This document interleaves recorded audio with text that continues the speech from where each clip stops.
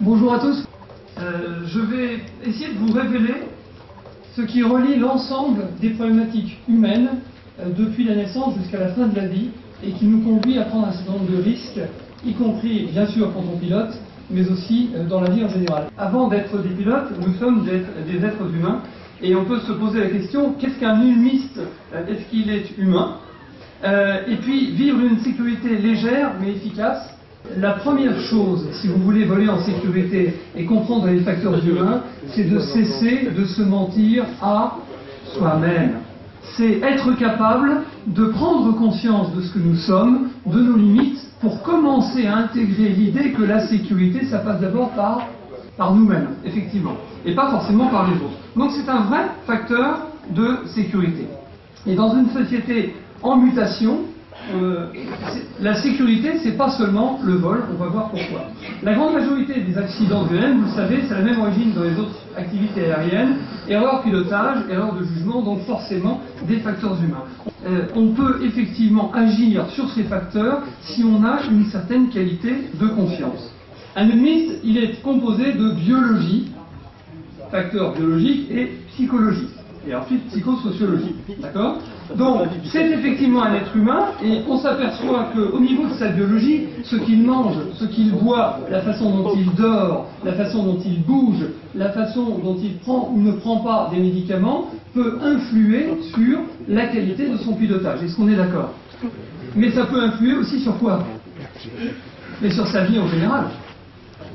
Penser au niveau psychologique, stresser, le moral ou pas avoir le moral, avoir confiance en soi ou avoir confiance en d'autres, aimer, font partie justement d'un certain équilibre physiologique humain qui a des répercussions sur la psychologie et inversement. Et voilà ce que nous avons travaillé pendant 5 ans, la gestion de soi qui est l'antidote au mode opératoire négatif. Premièrement, prendre conscience de soi. La gestion de soi, c'est prendre conscience de soi. La deuxième chose, c'est acquérir la connaissance et la confiance en soi. Et ça, c'est très important. La troisième chose, c'est enfin utiliser la compétence de soi. Alors, la compétence de soi, c'est la base pour construire les autres compétences.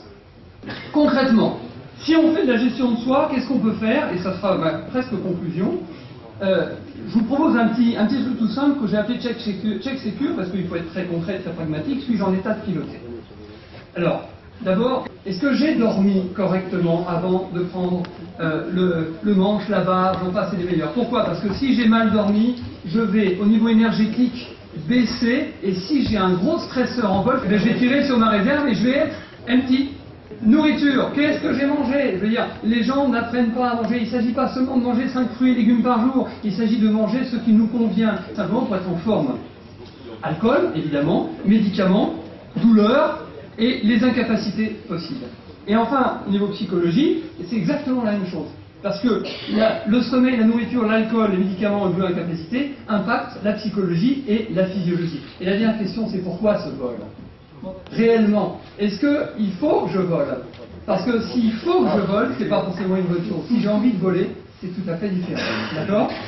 Sécurité légère mais efficace, calcul d'un ratio valeur-effort, il suffit que vous listiez ça. À gauche, ma vie, mes proches, ma santé, ce que je veux faire, mon plaisir, les incidences, mes compétences. À droite, que ça me coûte. Prévol systématique. Check sécure personnel, c'est la prévol de soi, finalement. Ma formation permanente, prise de météo, entretien faible de l'appareil, écoute et partage d'expérience. Et on accorde une valeur, en fait, à chaque item, de 0 à 5, et vous faites le total à gauche et le total à droite. Et vous apercevrez qu'à droite, finalement, c'est pas si lourd que ça. Enfin, en termes de conclusion, y a-t-il un modèle humiste? Eh bien moi, je dis que oui. Nous avons une capacité personnelle d'abstraction d'un certain nombre de choses, de travail sur nous en modestie, en humilité, parce que nous avons notre vie entre nos mains, et que nous avons la vie de nos passagers entre nos mains, et qu'à ce titre, nous devrions être des modèles d'équilibre, des modèles de qualité et des modèles d'êtres humains. Merci de votre attention.